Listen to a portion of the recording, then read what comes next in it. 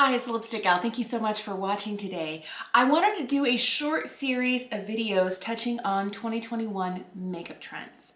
Now, the reason I thought this might be interesting is because I'm 46. I still love to stay as up to date with what's happening, in the beauty world, but I want to know whether these trends that are coming out are going to be appropriate for my skin, my skin texture. Is it going to work well on someone who doesn't have like perfectly taut, unwrinkled, poreless, There's like the teen and 20 something models, and then there's the rest of us. The first trend I thought we would try is called Skinimalism. And it's basically very little base products. And I was like, oh, okay. So your freckles show, so your, you look like you, but just slightly in color, just a little bit of color. It's not gonna be heavy contouring, there's not a lot going on, and it's focused mainly on just having glowy, beautiful skin. So what I'm using today is this. I'm using the L'Oreal Age Perfect Radiant Serum Foundation. I did something, I have this little cushion here. I got this years ago from Mimivox when they were still shipping to the US, but it's a cushion that's customizable. So I'm just going to be, this is what I put in it, I'm just going to be using this on my face today. Before we get going, I think the whole idea is not to completely erase things like freckles or to get rid of, but to make your skin the most beautiful it can be. And for me, that means just a little bit of color corrector on my dark circles. I'm surprised at how much good just a little bit of color corrector can do. I already feel like I would leave the house like this, and I've done it before. But I am going to go in and I'm going to be using this sponge here just to pick up a little bit of this. Oh, this is already more product than I want. All right, we're going to spread this around my whole face. The idea is glossy, glowing skin. I feel like that's going to be really easy to achieve with a foundation that is lightweight and more serum-like, where it really is just like a little bit of coverage.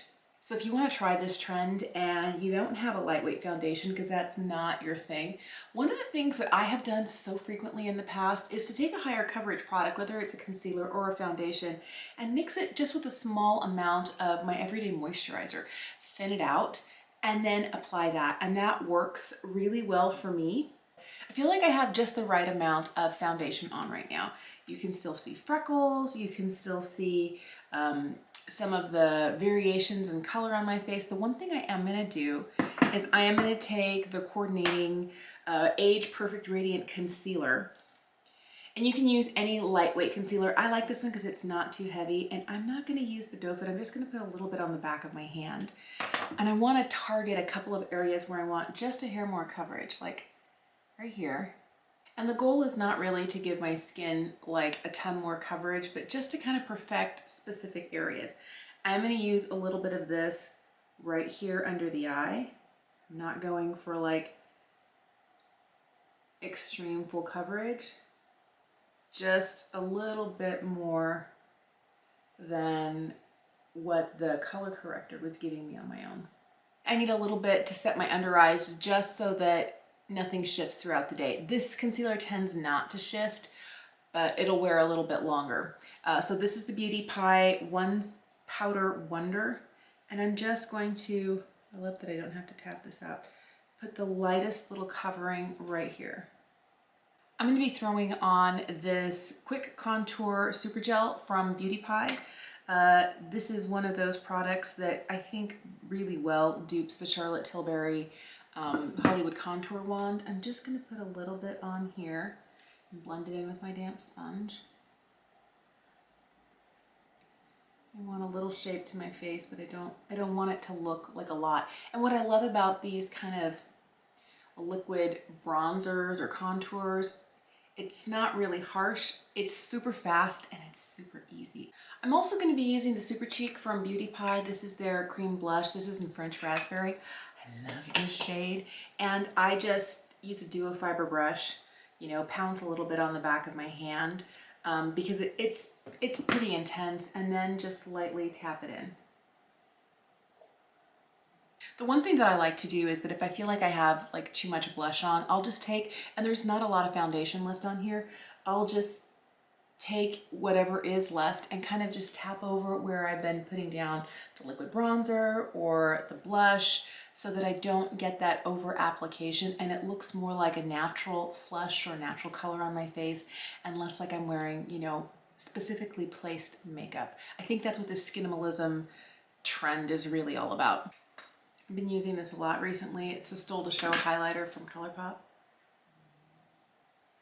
I love the way that it looks on the skin.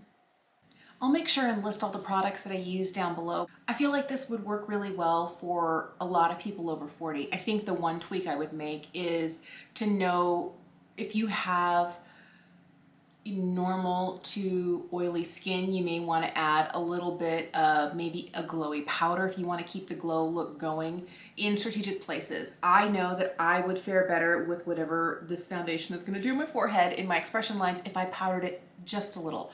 Same can be said like the nasal labial fold right in through here. I also feel like I would feel more confident if I put down a pore filling primer because the whole idea of Skinimalism is you in your natural skin and its texture.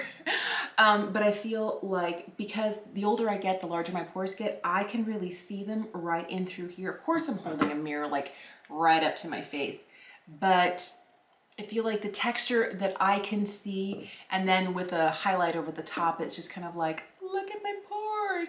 I think that I would like this better if I were to put down a little bit of a pore filling primer. Now, there's nothing saying you can't do that, but the idea that I wanted to approach it with was glowy, slightly perfected, but still you can see your freckles and everything, the real you, including your real texture. And I think that's okay. I like the idea of accepting what you have and being okay with it. But I feel like I would feel just a little bit more confident. I wear makeup not for anybody else to think that I look good, but for myself. And there's a power in makeup for me. So to make me feel my most confident and powerful, I'd want to set a couple of places strategically so I don't have any foundation settling into expression lines, and I'd want a pore filling primer. This was the easiest trend for 2021 for me to dip my toe into because this is kind of the makeup that I do already when I'm not filming for YouTube. I don't wear a lot of high coverage stuff. This is just like, this is what I do.